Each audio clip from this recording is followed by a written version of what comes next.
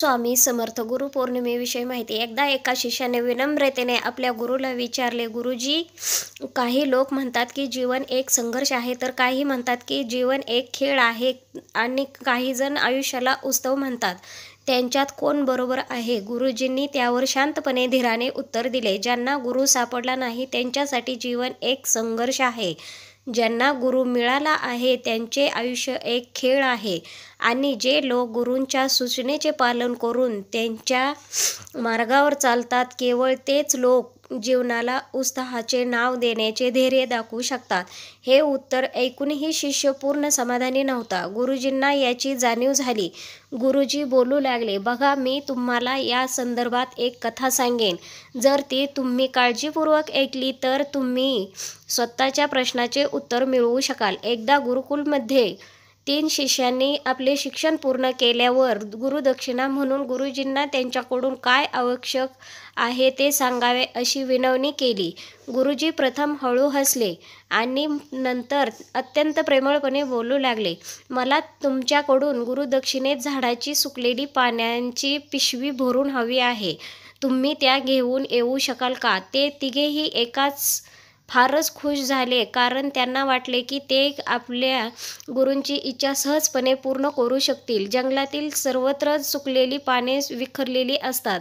त्यांनी उत्साहाने एकाच आवाजात गुरुजींना म्हणाले, होय गुरुजी, जशी तुमची इच्छा, म्हणून एकच जयघोष केला.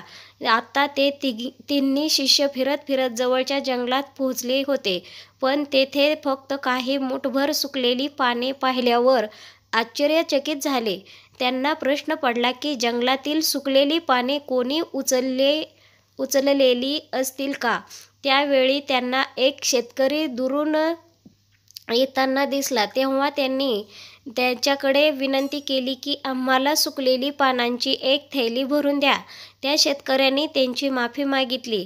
त्याने त्यांना सांगितले की आपण त्यांना मदत करू शकत नाही, कारण त्याने आधीच सुकलेली पाने इंधन म्हणून वापरली होती. पुढे ते तिघेही जवळच्या एका गावात काही मदत मिळेल या आशेने गेले. तेथे पोचल्यावर त्यांनी तेथील एका व्यापाऱ्याला पाहिले आणि त्यांना सुकलेली पानाची एक झोळी देण्याची मोठ्या आशेने प्रार्थना केली. परंतु पुन्हा एकदा ते निराश झाले, कारण त्या व्यापाऱ्याने आधीच काही पैसे घेऊन सुकलेली पाने विकली होती. पण त्या व्यापाऱ्याने त्यांना मदत म्हणून एका म्हाताऱ्या आईचा पत्ता सांगितला की जी सुकलेली पाने गोळा करत होती, पण नशिबाने सुद्धा त्यांना साथ दिली नाही, कारण ती म्हातारी आई सुकलेली पाने वेगळे करून वेगवेगळ्या प्रकारची औषधे बनवत होती. आता निराश होऊन तिघेही रिकाम्या हाताने गुरुकुलकडे परत आले. गुरूंनी त्यांना पाहून प्रेमाने विचारले, मुलांनो, गुरुदक्षिणा आणली का माझी? तिघांनीही डोके टेकले. गुरुजींनी पुन्हा एकदा विचारले तेव्हा शिष्यांपैकी एक जण म्हणू लागला, गुरुदेव, आम्ही तुमची इच्छा पूर्ण करू शकत नाही. आम्हाला वाटलं की जंगलात सुकलेली पाने सर्वत्र आहेत, ते विखुरलेली असतील, परंतु लोक त्याचा देखील कसा वापर करतात हे आश्चर्यकारक आहे. मग गुरुजी हसत मुखाने पूर्वीप्रमाणे म्हणाले, तुम्ही निराश का आहात? आनंदी राहा आणि लक्षात ठेवा, सुकलेली पाने सुद्धा व्यर्थ जात नाहीत. त्यांचे बरेच उपयोग आहेत.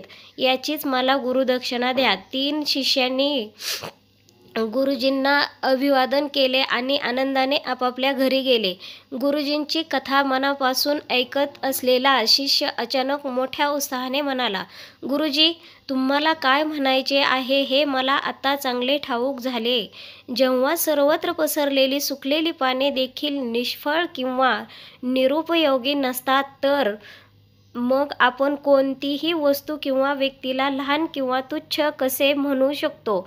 मुंगीपासून हत्तीपर्यंत आणि सुईपासून तलवारीपर्यंत या सर्वांचे स्वतःचे असे वेगवेगळे महत्त्व आहे.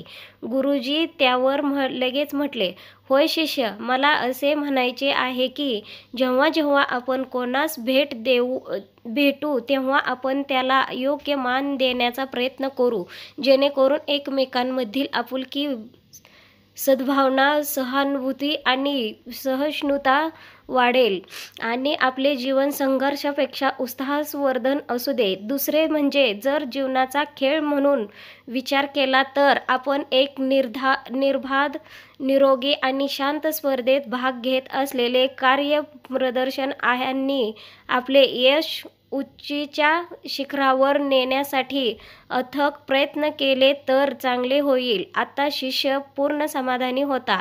त्याला त्याच्या प्रश्नाचे उत्तर भेटले होते.